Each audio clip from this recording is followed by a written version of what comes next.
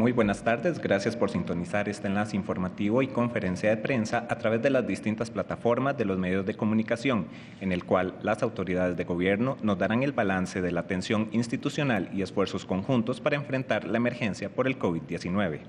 Saludamos a las autoridades que nos acompañan este viernes 15 de mayo, en el que celebramos y enviamos un cordial saludo a todas y todos los agricultores de todo el país en su día. Saludamos al ministro de Salud, el doctor Daniel Salas, la ministra de Comercio Exterior, Diala Jiménez, y el presidente ejecutivo de la Caja Costarricense de Seguro Social, el doctor Román Macaya. Saludamos también a los colegas que nos acompañan esta tarde de manera presencial en esta conferencia de prensa. Iniciamos con el reporte epidemiológico COVID para este viernes, así que le cedemos la palabra al ministro de Salud, el doctor Daniel Salas. Buenas tardes, doctor Salas.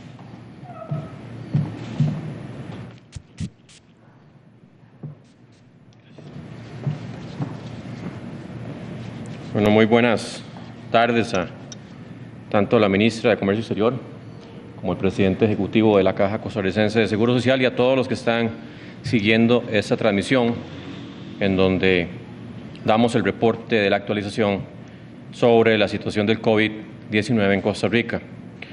Al ser 15 de mayo tenemos 13 casos nuevos de COVID-19, lo cual nos añade a la lista para lograr un total de 843 casos confirmados. El rango de edad va desde los 0 hasta los 87 años, si hablamos de 0 porque hay una menor de 3 meses que salió positiva.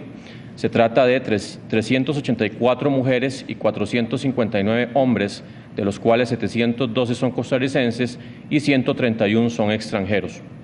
Asimismo, se registran 8 casos nuevos de transportistas a los que no se les autorizó el ingreso a Costa Rica por tener resultado positivo por la prueba COVID. Estamos acumulando un total de 31 transportistas que han salido positivos en los tamizajes que hemos estado efectuando en las fronteras. Tenemos positivos en 69 cantones. Si hacemos una distribución por edad, serían 751 adultos, 43 personas mayores y 49 menores de edad. Hasta este momento se registran 542 personas que han registrado un estatus de recuperados en 59 cantones. El rango de edad va desde el año hasta los 86 años. Tendríamos en ese grupo 263 mujeres y 279 hombres. Por edad serían 488 adultos, 27 personas mayores y 27 menores de edad. Al día de hoy se han descartado un total de 12.260 personas. Seguimos con la lamentable cifra de 8 fallecimientos, todos hombres, en un rango de edad que va desde los 45 hasta los 87 años. 18 personas se encuentran al día de hoy hospitalizadas, 5 de ellas están en cuidados intensivos. La edad de estas personas que están en cuidados intensivos va desde los 53 años hasta los 75 años. Al día de hoy se han procesado un total de 18.655 muestras.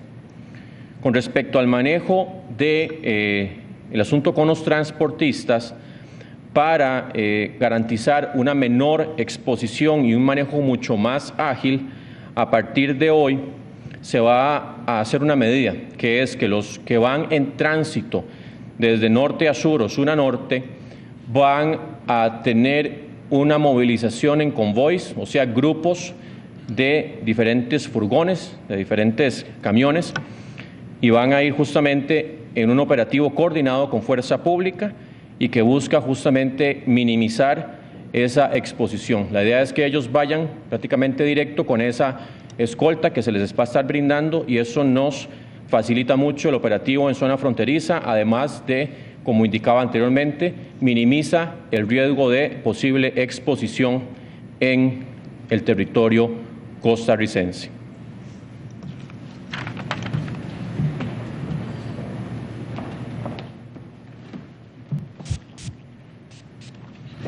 Muchas gracias al doctor Salas por el mensaje ofrecido. A continuación escucharemos el mensaje de la ministra de Comercio Exterior, Diala Jiménez, sobre las medidas de atención del convoy de transportistas de comercio en la zona norte. Buenas tardes, doña Diala.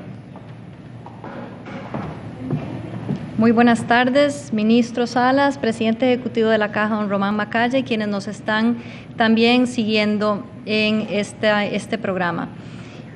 Nosotros hemos tenido como gobierno y como equipo interinstitucional un aumento en la preocupación atinente a la parte sanitaria y nosotros como Ministerio de Comercio Exterior tenemos la consigna dada por el señor presidente también de encontrar mecanismos que balanceen el interés de protección de la vida y la salud de las personas que habitan en nuestro país con el tránsito del comercio. El comercio no puede parar, es importante que entendamos que el comercio es el que nos da bienes de necesidad básica, nos permite ingresar muchos bienes de necesidad básica y también, por supuesto, exportar nuestros bienes, de lo cual dependen muchas familias de Costa Rica. Por lo tanto, estamos en un equipo interinstitucional, tanto autoridades de salud, de la Caja Costarricense del Seguro Social, de la Comisión Nacional de Emergencia, autoridades de migración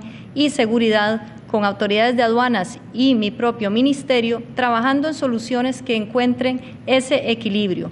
Por el momento, como anunció el ministro Salas, vamos a iniciar con un operativo hoy a las 10 de la noche de un convoy de 50 unidades de transporte, que van a estar acompañados por una escolta de seguridad pública que van a salir de Peñas Blancas en frontera norte hasta Paso Canoas.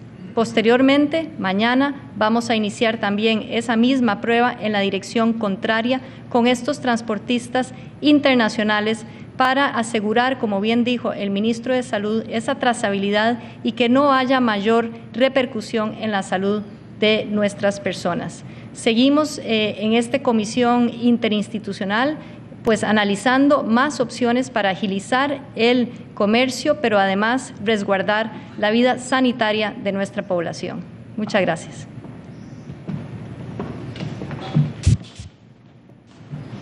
Muchas gracias a la ministra de Comercio Exterior, Diala Jiménez, por el mensaje. A continuación, escucharemos el reporte de la atención médica de frente a la emergencia por parte de la Caja Costarricense de Seguro Social en voz de su presidente ejecutivo, el doctor Macaya. Buenas tardes, doctor Macaya.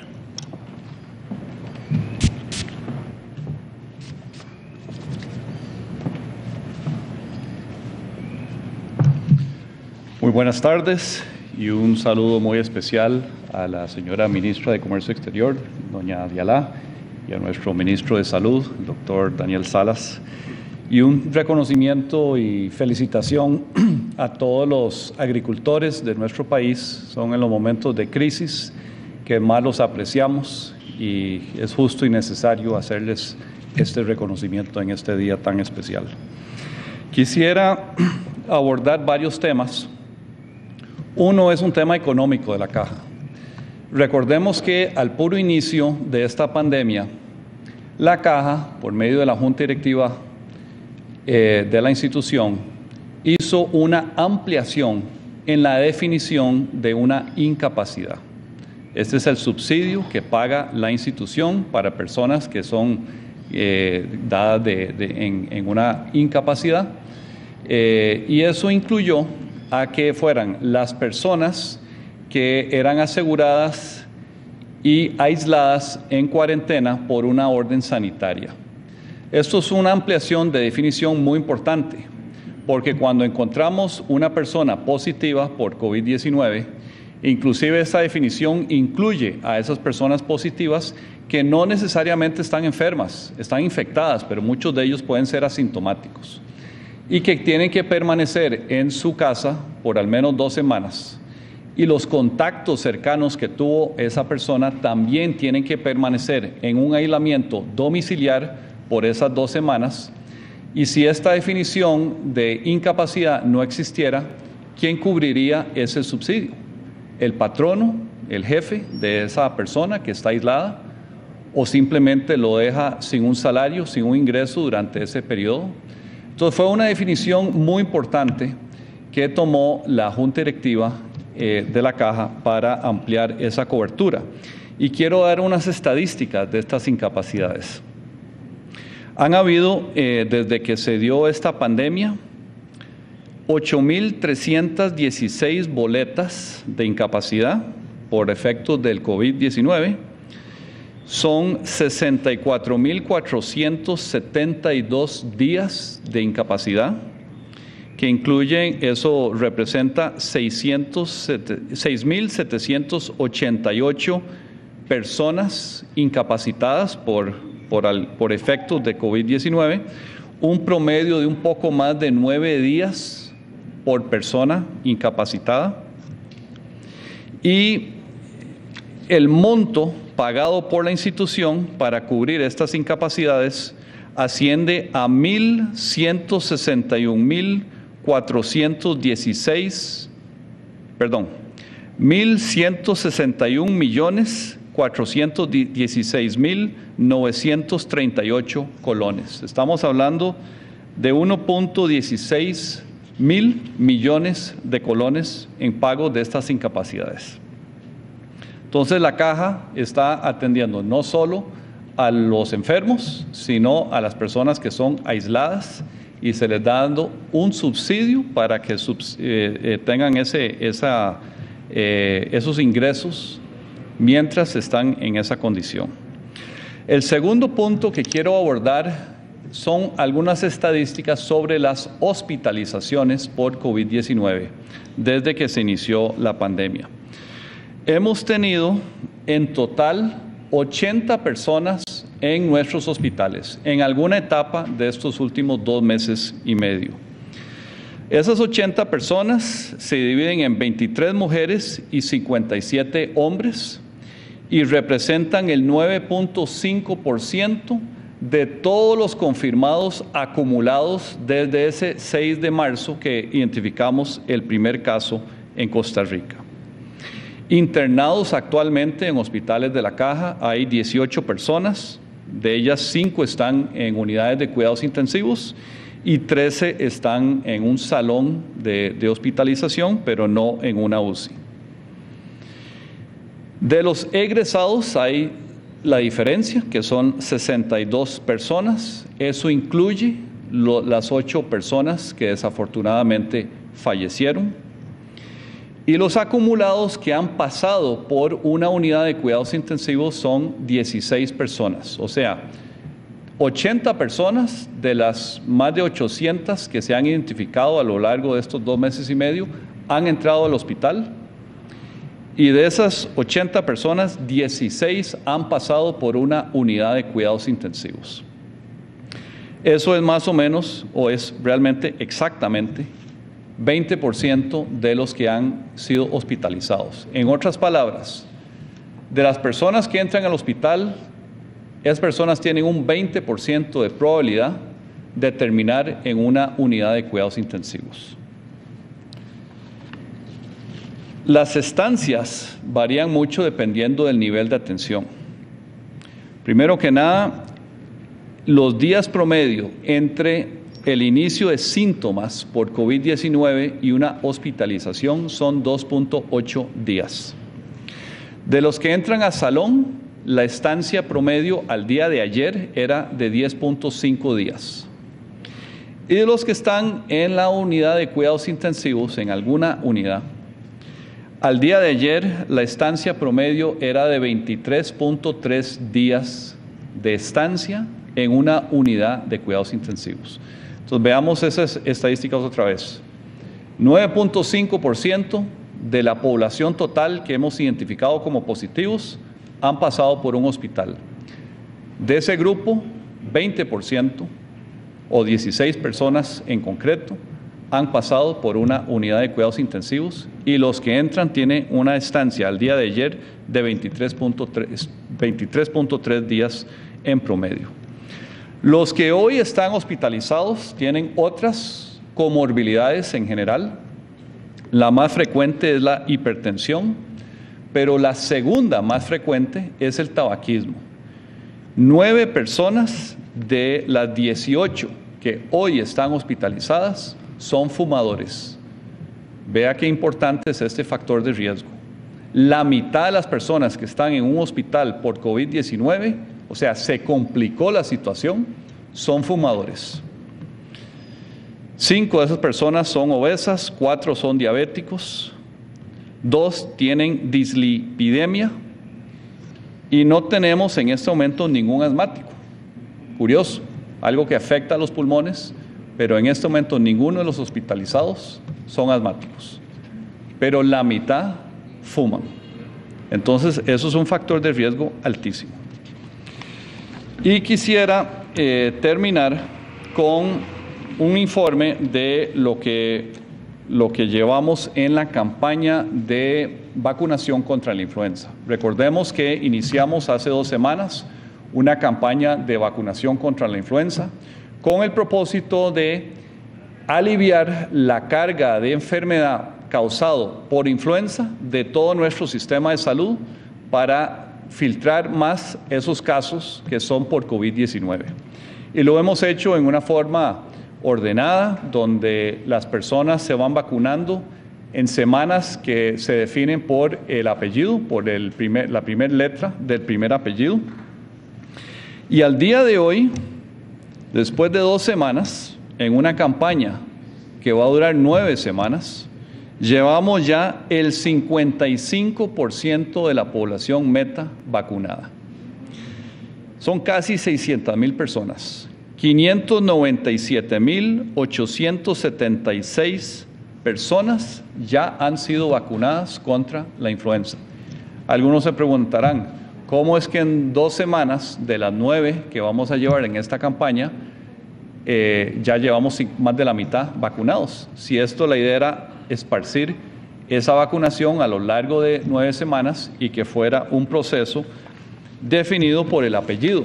Bueno, lo que ha pasado es que muchas personas han salido a vacunarse no en la semana que le tocaba de acuerdo a su apellido, pero nuestros funcionarios de la salud han decidido vacunarlos de todas maneras para que no tengan que salir una segunda vez. O sea, no los hemos rechazado para enviarlos a la casa otra vez y que vuelvan a salir para vacunarse.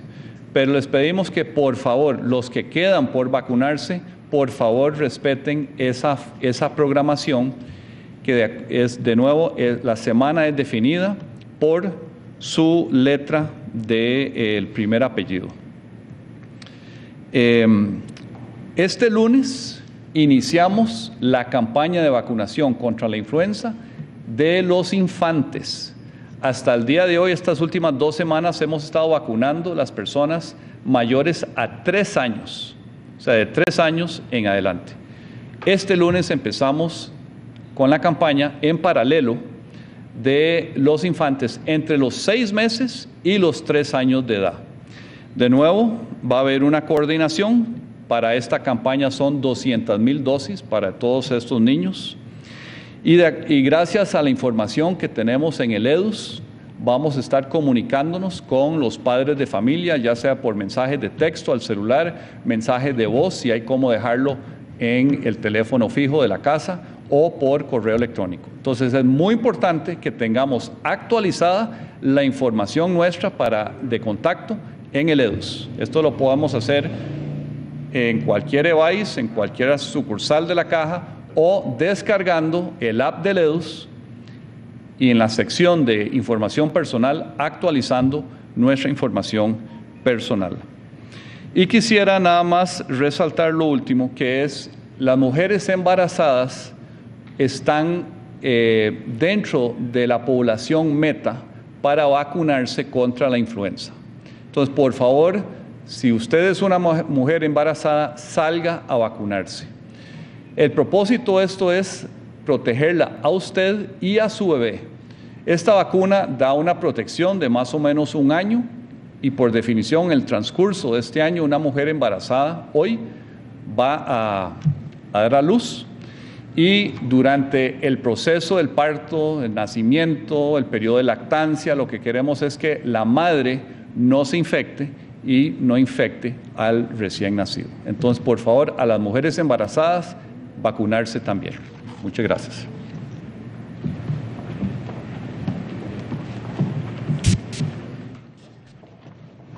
Muchas gracias al presidente ejecutivo de la Caja Costarricense de Seguro Social, el doctor Macaya. Iniciamos con el periodo de consultas de los colegas que están de manera presencial en esta conferencia de prensa, así que vamos a iniciar con el colega Tony Arias de Noticias Colombia, a quien invitamos a acercarse al micrófono y decirnos a qué colega va a realizar su consulta.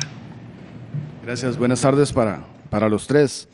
Realmente la pregunta es para el ministro Salas, sobre el convoy que mencionaba de las fronteras, de frontera a frontera. Entonces quería saber si se les va a hacer prueba siempre a los transportistas o cómo se va a manejar e incluso las paradas, digamos, se tienen que detener, cómo se va a manejar también los momentos en los que se detengan. También queremos saber por el estado de salud de la menor de 3 meses. Cómo está en este caso la menor. Y tenía otra que ayer el presidente de la Asamblea Legislativa llamó la atención de un diputado que hizo uso de la palabra de pie. Él dijo que insistía en hacerlo, ¿verdad?, y que se regía con el reglamento de la Asamblea. Si se le puede obligar, digamos, a usar careta, o qué pasa en este caso, digamos, con los diputados si no acatan este tipo de medidas. Y para cerrar, quería saber por los deportes de motor, si presentaron algún protocolo o si tienen algo, digamos, que hayan presentado. Y para doña Dialá, quería saber, aprovechándola en este caso de otros temas, sobre la invitación para ingresar, que recibió Costa Rica para ingresar a la OCDE. ¿Cuándo podría darse la firma? Por motivos de la pandemia no se va a poder viajar, digamos, entonces, ¿cuándo se podría hacer el viaje? ¿Y a cuánto asciende el costo económico de incorporación para el país? Si existe incluso algún costo de membresía. Gracias.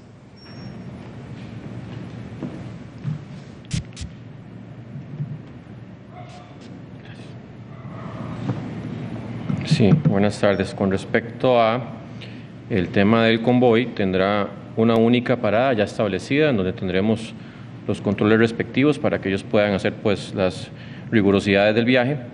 En este caso, recordemos que son transportistas que ya se les han tomado pruebas previamente. En realidad, la conducta con respecto a las pruebas la estamos trabajando justamente como indicó la ministra de Comercio Exterior para ver cómo vamos a proceder en los siguientes días.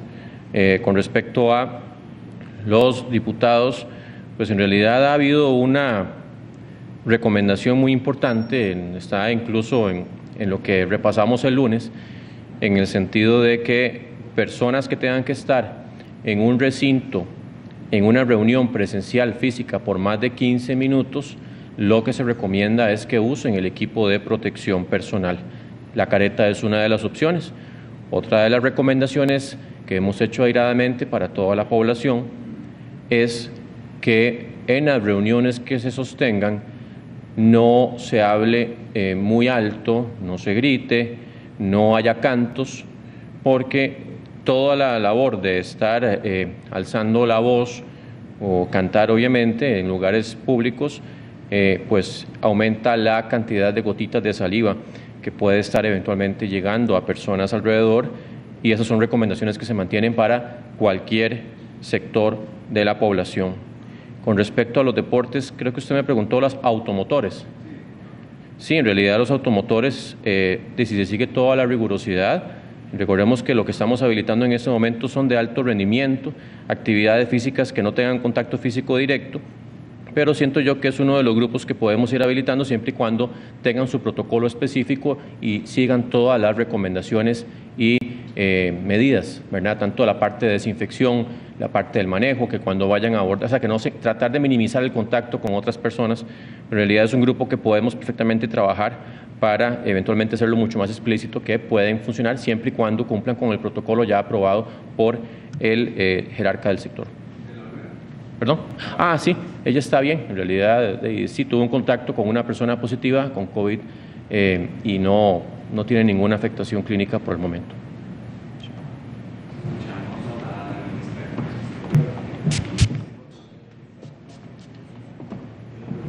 Gracias por la pregunta relativa a la Organización para la Cooperación y Desarrollo Económicos, que hoy oficializó su invitación a nuestro país a formar parte de esa organización.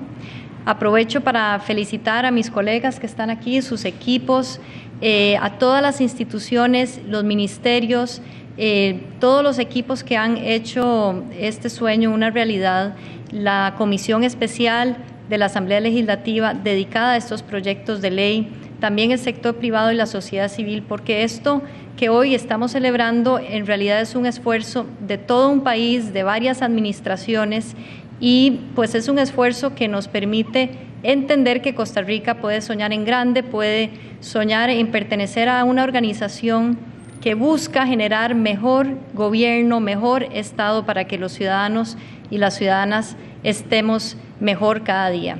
La invitación hoy significa que muy pronto el secretario general de la OCDE, don Ángel Gurría, va a firmar un protocolo de adhesión que es el instrumento internacional mediante el cual el país se adhiere como miembro a la organización y tiene que ser remitido al presidente Carlos Alvarado, quien lo va a firmar en representación del país muy pronto.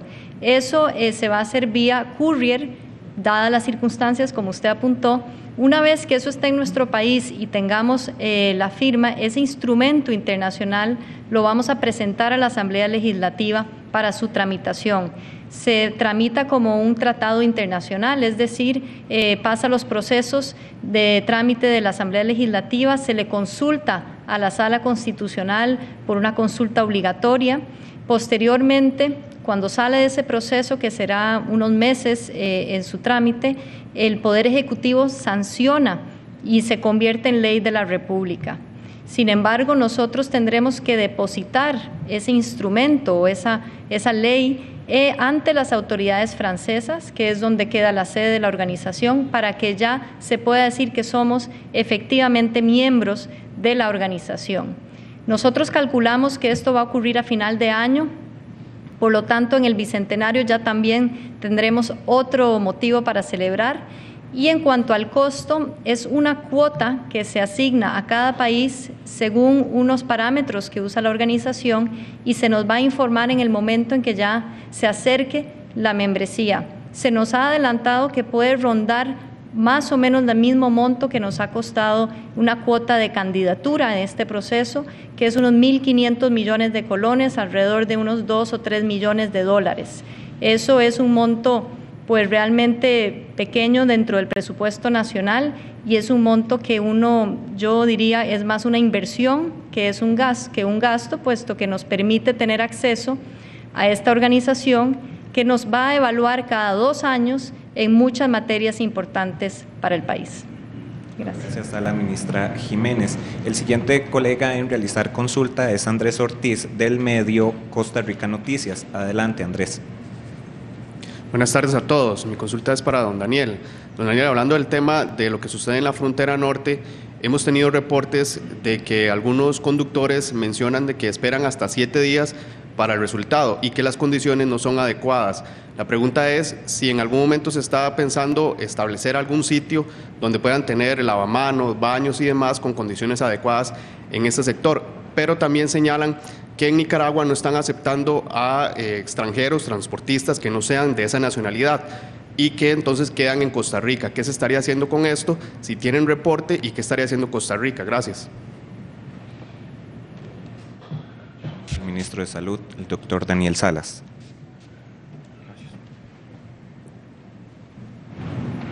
Sí, con respecto al tema de que haya transportistas que hayan tenido que esperar 7 días, la prueba de eso en realidad no suena a algo real. Todos los reportes que hemos tenido nosotros es que, pues en algunos casos, muchos han tenido que esperar generalmente menos de un día, pero algunos han tenido que esperar más de un día. Pero ya algo como 7 días es algo que no manejamos nosotros en nuestra información.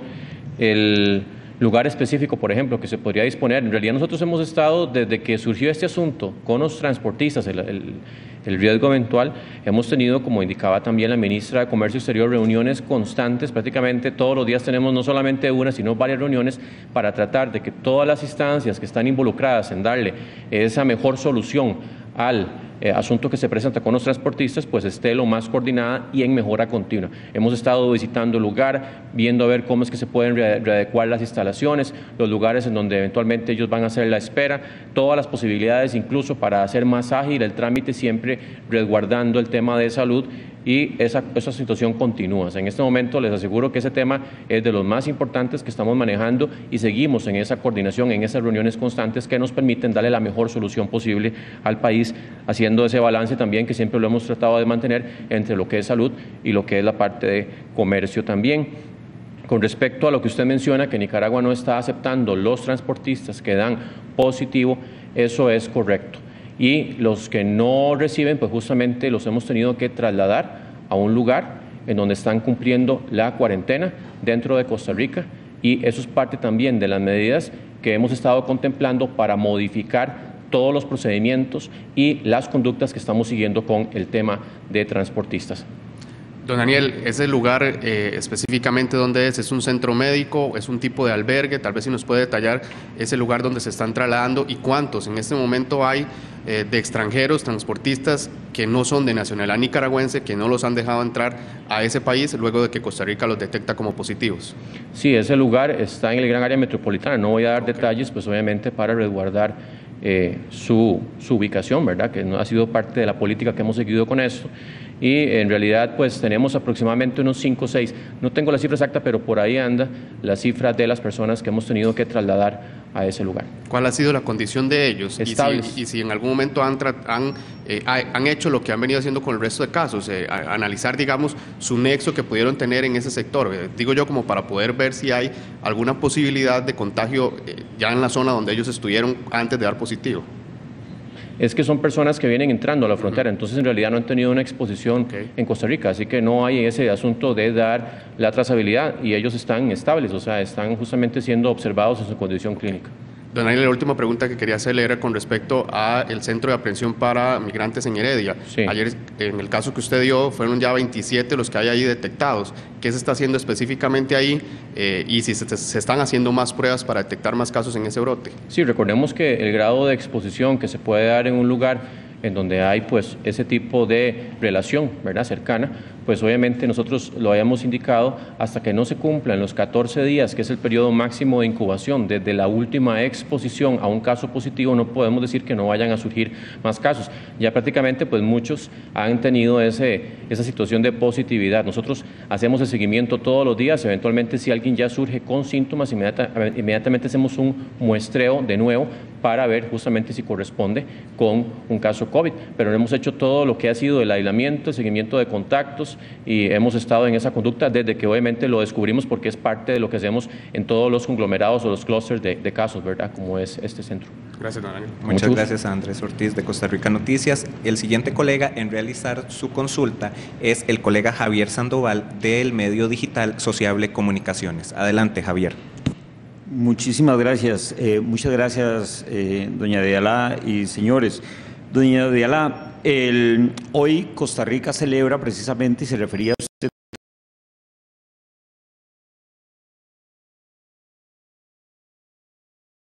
organización. Se han hecho esfuerzos importantes, ha habido una inversión importante durante los últimos 3 periodos presidenciales y ahora viene un monto importante de más de 1.400 millones de colones que hay que pagar anualmente. En momentos del COVID es prudente hacer esta inversión cuando sabemos que la productividad o el beneficio que puede tener el país del ingreso al OCDE no es inmediato. Este es el momento prudente cuando estos 1.400 millones de colones podrían utilizarse para hacer parte del repago a la Caja del Seguro o para brindar más bonos proteger. La siguiente consulta es para don Daniel. Muy buenas tardes, don Daniel. Hace una semana atrás el Poder Ejecutivo logró que la Asamblea Legislativa aprobara un proyecto de ley para que las organizaciones sociales pudiesen ampliar la vigencia de su personería jurídica sin necesidad de que tuvieran que hacer asambleas. No obstante, únicamente fue afectadas las organizaciones que están bajo la Ley 218. Hay organizaciones que están creadas por ley de la República, una ley diferente, que no fueron afectadas por esta modificación. Esas organizaciones pueden presentar una solicitud con un protocolo adecuado para que puedan realizar sus asambleas en virtud de que hay problemas jurídicos en este momento porque no están vigentes sus personerías. Y para don Román, igual muy buenas tardes, don Román. Usted manifestaba hace algunas semanas atrás que gracias a un convenio entre la Caja y el INSS, las personas, los pacientes que debían ser atendidos por el SENARE serían atendidos por el INSS. No obstante, tenemos informaciones que hay muchas personas que en realidad no están siendo atendidas a través de este convenio y hay familias muy preocupadas de pacientes que han tenido accidentes cerebrovasculares y que requieren de terapia física y que entre más rápido, pues obviamente su recuperación, hay mayores posibilidades de esa recuperación, pero que no están siendo atendidos y que lo máximo que han hecho es enviarles videos para que los familiares sin ningún conocimiento puedan generar alguna terapia. Les agradecemos si se pueden manifestar al respecto. Escuchamos primero a la ministra de Comercio Exterior, Diala Jiménez, seguidamente el doctor Salas y luego el doctor Macaya. Adelante. Bueno, como mencioné anteriormente, es motivo de gran orgullo que seamos uno de 4 países, bueno, pronto seremos de 4 países en la región latinoamericana, miembros de la organización tan prestigiosa que ayuda a los países a formular mejores políticas públicas, mejor servicio a sus ciudadanos. Yo veo que el beneficio para Costa Rica es doble. Primero, hacia afuera, nos da una mayor, de la que ya tenemos, mayor reputación, credibilidad y nos coloca en un foro donde para los inversionistas extranjeros, para los gobiernos amigos, pues significa que hay un sello y una estampa de calidad en nuestro país. Nos coloca como somos unos líderes en muchas áreas, lo estamos viendo hoy en la atención del COVID, esta mañana lo vimos con el presidente y sus esfuerzos en la Organización Mundial de la Salud. Ese es un plano donde nosotros nos manejamos bien, somos líderes en otras organizaciones como la OMC en temas de comercio internacional. Eso es muy importante para nuestro país porque nos permite alcanzar mercados y áreas que de otra forma pues nos limitaría. Por otro lado, hacia adentro es algo sumamente importante y es un lujo poder acompañarse en la formulación de reformas y de mejor Estado por unos países que pues siguen unas mejores prácticas. Nosotros también tenemos mucho que ofrecer en temas de ecoturismo, en temas de protección ambiental, de manejo de data, lo vemos ahora con el EDUS, por ejemplo, y entonces compartir y realimentarse en este foro pues va necesariamente y en el mediano plazo, como usted lo dijo, a mejorarle la vida a las personas. Esa cuota que tenemos que pagar pues es una cuota, la verdad ya lo dijo el ministro de Hacienda hace unas semanas, que en el análisis de costo-beneficio vale la pena. Vamos a tener acceso a mucha información, a muchas evaluaciones y yo creo que pensar en grande y pensar en cómo la vida de todos los costarricenses puede ir cambiando, teniendo mejores servicios del Estado, teniendo gobiernos que gobiernan con evidencia, que gobiernan pensando en cómo podemos usar mejor los recursos, vale la pena. Muchas gracias. Escuchamos al ministro de Salud, el doctor Daniel Salas.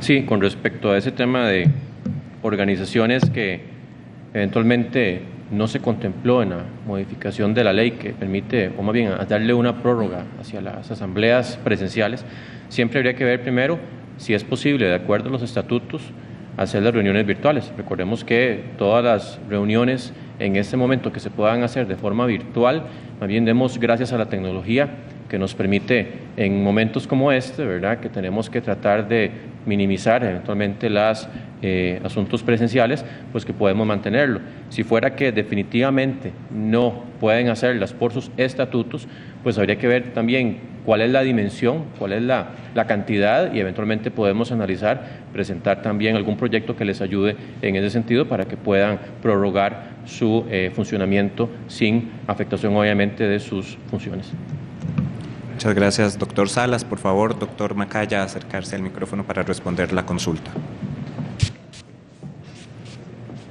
Sí, respecto a los pacientes que requieren de rehabilitación, nosotros en los primeros días de esta pandemia que decidimos que íbamos a reconfigurar y convertir el CENARE en el centro SEACO para atender pacientes COVID-19, decidimos que los pacientes de rehabilitación se atenderían ya sea en las instalaciones del INSS o en un hospital campaña que armamos al lado del hospital de trauma.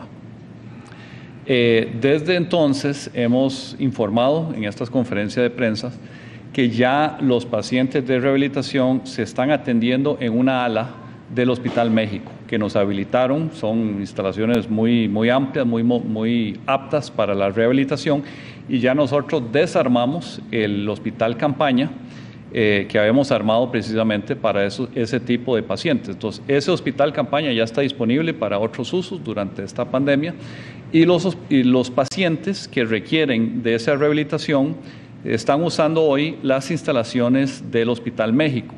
Ahora, es caso por caso. Hay pacientes que se sigue atendiendo en la casa vía los videos que se mandan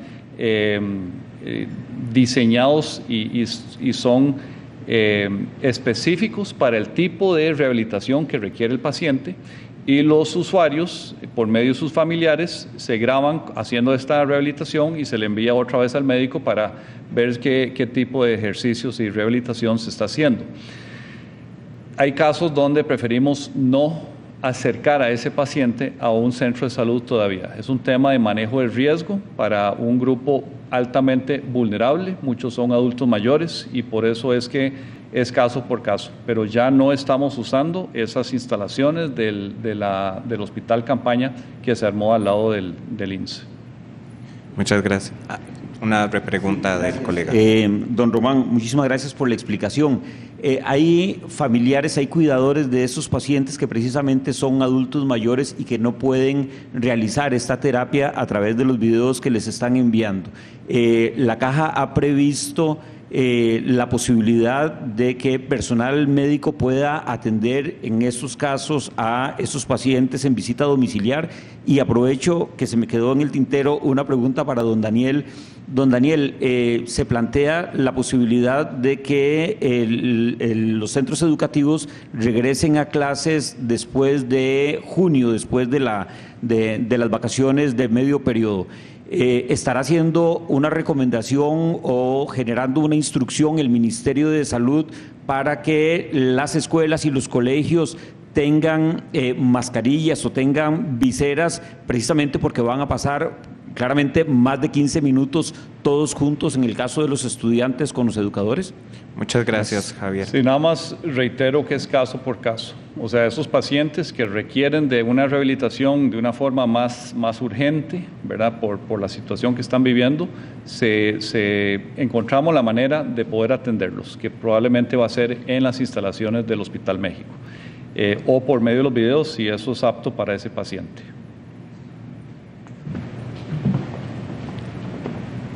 Escuchamos al doctor Salas. Sí, en realidad con el tema de regreso a clases, que ya dijimos que iba a ser de forma progresiva, siempre previendo primero los grados o los años en que eventualmente hay mucho más prioridad, ¿verdad? Por sus características y las condiciones que rodean. Hemos estado trabajando, principalmente, el MEP tiene todo un grupo que está trabajando, pero también con el acompañamiento de salud para lograr el mejor protocolo posible. Y esa situación del equipo de protección personal eventualmente se está valorando en este momento. Todavía estamos tratando de avanzar con ese protocolo y en su momento pues ya se tendrá la versión más ajustada, más acorde al nivel de riesgo que tenemos en ese momento, que tengamos en ese momento. Muchas gracias a los colegas que participaron de manera presencial. Continuamos con las consultas que nos llegan de manera remota. La primera consulta es para el doctor Macaya y la realiza el medio regional San Carlos Digital. ¿Cómo será el proceso de vacunación de los menores? ¿Será igual por letra de apellido? ¿Qué medidas extra habrá debido a que deben de ir acompañados por su edad?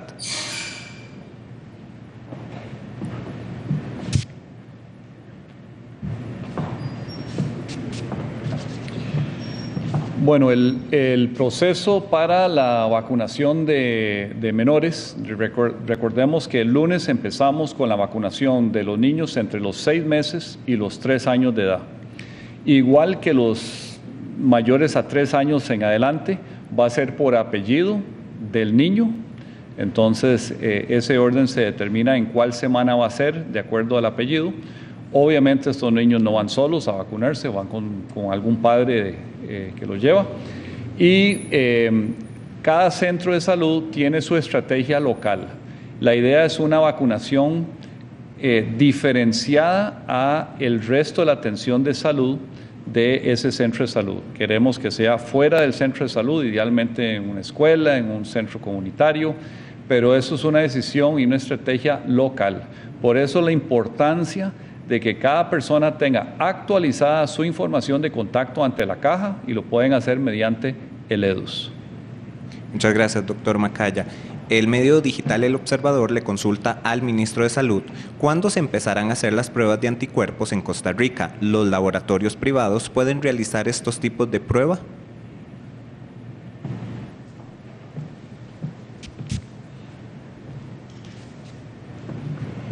Sí, con respecto a las pruebas inmunológicas, que lo que hacen, recordemos que tenemos básicamente 2 tipos de pruebas: las que hacen el diagnóstico, que detectan directamente la presencia del virus en las secreciones respiratorias de las personas, y las otras pruebas que se hacen en sangre, que lo que detectan es que la persona ya estuvo expuesta al virus y levanta defensas que son específicas contra el virus. Sin embargo, estas pruebas, desde un inicio, la OMS ha dicho que hay que tener mucho cuidado en cuáles son las pruebas que se seleccionan. Incluso hemos tenido noticias, por ejemplo, que algunas de las pruebas que ya habían sido aprobadas por la FDA decidió más bien retirar el permiso, que les recordemos que la FDA es la Agencia de Control de Medicamentos, Alimentos en Estados Unidos, y es una de las agencias consideradas estrictas a nivel mundial, porque ¿cómo le puedo explicar? El grado de capacidad que tenga esa prueba para que las personas que verdaderamente desarrollaron las defensas sean detectadas por la prueba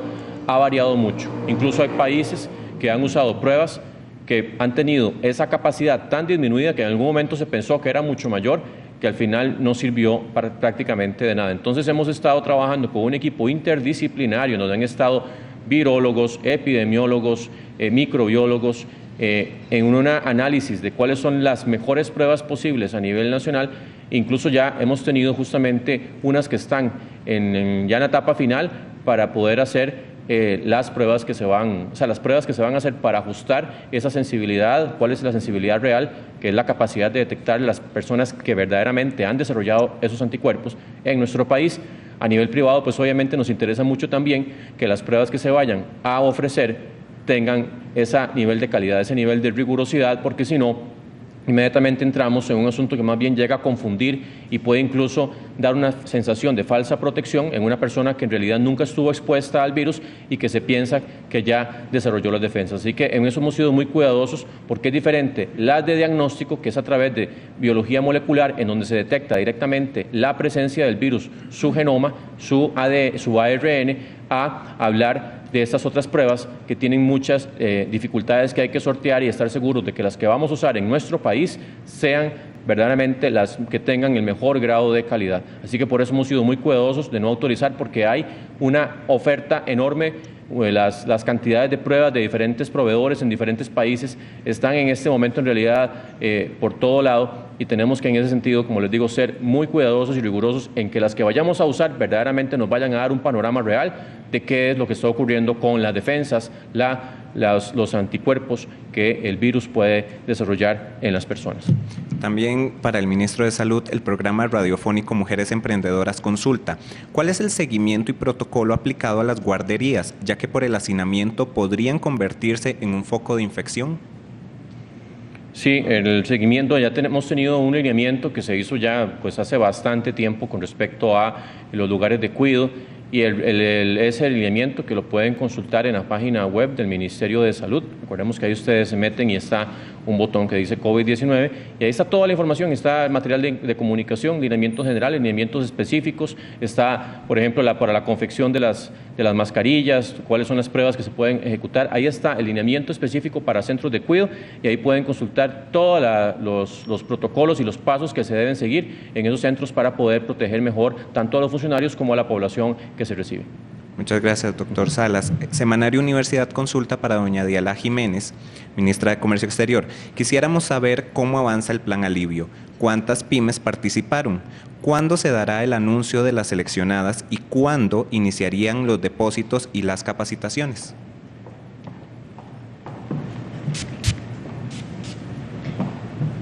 Muchas gracias. El programa Alivio es un programa que organizamos en Procomer con el Sistema de Banca para el Desarrollo y el INA para proveer un alivio en términos no solo de fondos no reembolsables, sino un acompañamiento como herramienta para ayudar a la estabilización de 200 MIPYMES y posterior reconversión para posicionarse en el mercado internacional después del COVID, para evitar que haya más desempleo y para fortalecer a nuestras pequeñas, medianas y microempresas exportadoras. Se dirigió a los sectores de servicio, industria, alimento y agrícola.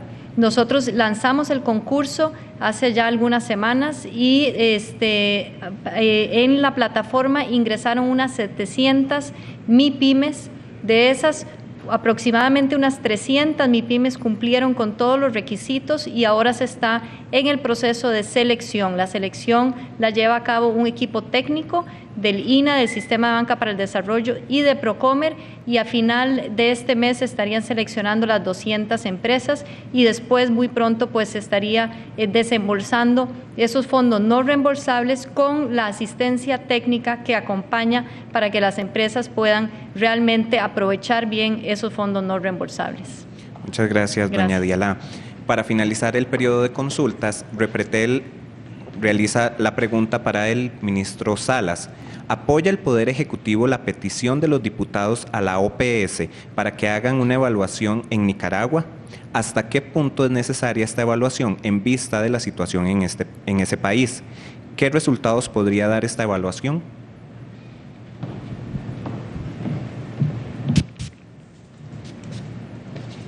Sí, recordemos que ese tipo de nota, ¿verdad?, que dijeron los diputados es parte de las facultades que tienen en la Asamblea Legislativa los señores diputados.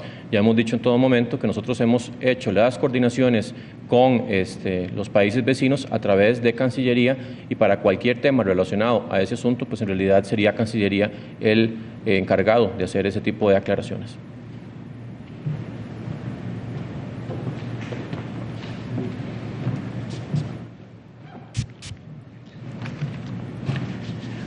Muchas gracias. De este modo damos por concluida esta conferencia de prensa y avance informativo. Le agradecemos a las autoridades que nos acompañaron esta tarde, el ministro de Salud, el doctor Daniel Salas, la ministra de Comercio Exterior, Diala Jiménez, y el presidente ejecutivo de la Caja Costarricense de Seguro Social, el doctor Román Macaya. Muchas gracias por su participación. Los esperamos mañana con una nueva actualización al ser las 12:45 de la tarde.